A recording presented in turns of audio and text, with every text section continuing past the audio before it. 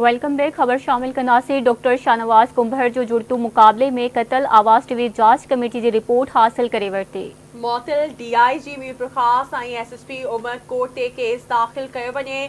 Committee की सिफारिश sub inspector Abdul Sattar 17 ऐं 18 जे विच वारी रात में डॉक्टर शाहनवाज के लियारी मां गिरफ्तार कयो। बगदादी थाने की हद में डॉक्टर शाहनवाज खांगी होटल में तरसिल हो जिते संदसि दाखिला थियण न हुई। अमांखे अपडेट कयो पिया। ब्रेकिंग न्यूज़ आहे। रात जो 3:30 बजे पुलिस डॉक्टर शाहनवाज के हिरासत में वरतो।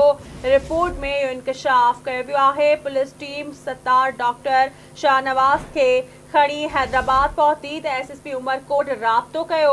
SSP Umarkot sub inspector Sattar के चयो तो शाहनवाज के मीरपुर खास पुलिस हवाले कयो। एक पुलिस ऑफिसर जी वीगो आई ऐं सत्तार शाहनवाज के इन ऑफिसर जे हवाले कयो। रिपोर्ट में इंकशाफ कयो वियो आहे। अमांखे अपडेट कयो पिया। वीडियो रिकॉर्डिंग मां साबित थियो त वीगो मोतिल SSP उमरकोट जी हुई। तफ़सील मालूम कंदासीं शहजाद जलबाणी खां। जी शहजाद अपडेट कजो। शाहनवाज कुंभर जे मुकाबले में कतल वारी उनकी रिपोर्ट है आवाज़ जांच कमेटी की रिपोर्ट है वो हासिल कर वरती है।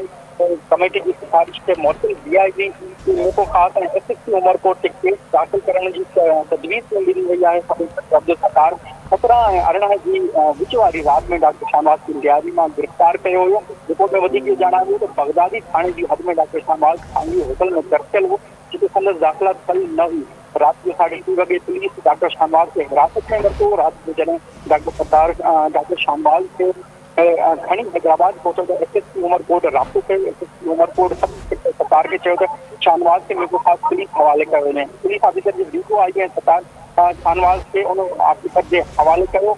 वाज़े रहे तो ये सब SSP रिपोर्ट में ये जणायो तो ये सब SSP मटियारी की स्क्वाड मोबाइल में शाहनवाज की ॻोल्हा लाइ रवाना थिया हुआ।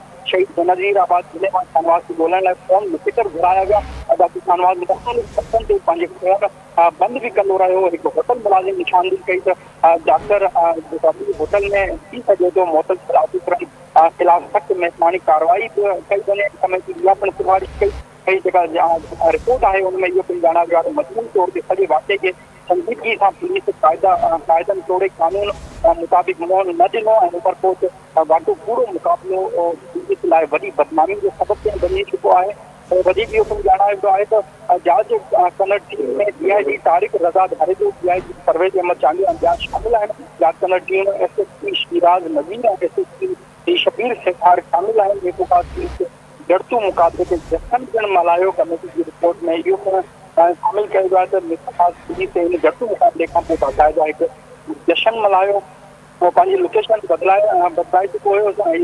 डॉक्टर शाहनवाज वाज़े रहे तो रिपोर्ट में इहो ॼाणायो त पुलिस टीम में SIP अब्दुल सत्तार सिपाही नवाब अली समेजो अमानुल्लाह नदीम खोजो शाह मोहम्मद इरफान शाह मासूद अली ऐं ड्राइवर अता हुसैन शामिल हुआ जेके टीम है पुलिस में शामिल हुआ। ये सब SSP मटियारी के स्क्वाड में मौजूद हुआ। वीडियो रिकॉर्डिंग में पिणु साबित थियो त वीगो मोतल SSP उमरकोट भी सब खां पहिरियां शाहनवाज की मटियारी जिले में मौजूद थी जो पतो पियो तो पुलिस फोन लोकेटर की मदद सां पहिरियां मटियारी जिले में वही पुलिस के पहुचण खां अॻु डॉक्टर शाहनवाज बदलाए चुको हुयो। वधीक इहो पिणु ॼाणायो वियो आहे रिपोर्ट में त रात जो 3:30 बजे पुलिस डॉक्टर शाहनवाज के हिरासत में वरितो।